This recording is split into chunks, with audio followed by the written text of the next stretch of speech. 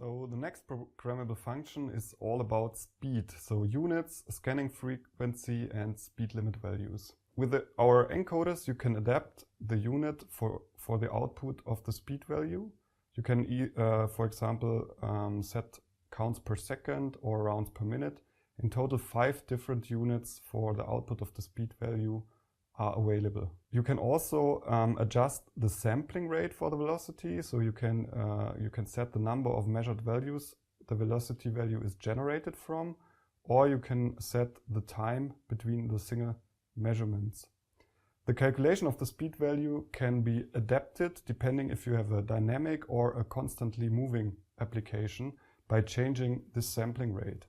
For dynamic movements, you want to have as many as possible measuring values in a short time to be able to control very quickly and precisely.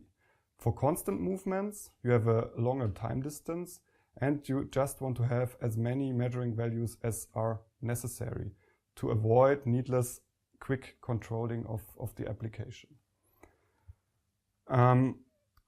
You can also set the limit values. So the limit values can be set for a minimum or a maximum velocity, and you can display a warning for falling below or exceeding the limit values.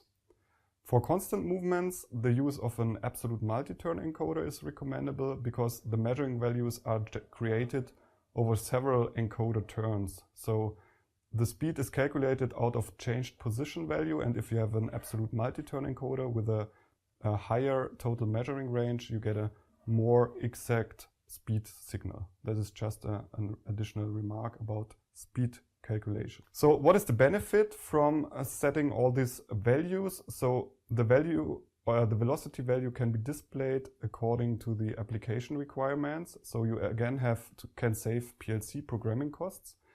And you can also put out warnings for falling below or exceeding the limit values according to your specific application. So this again saves PLC programming costs for the user. One of the example applications here is an so-called AGV, so an automated guided vehicle for pallets.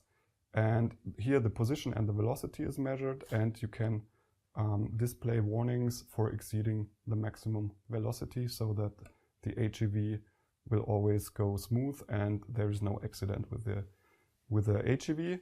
We have to say that this is not a safety application which can be solved with the standard encoders we show here, but there are also AGVs that are not used in safety environment.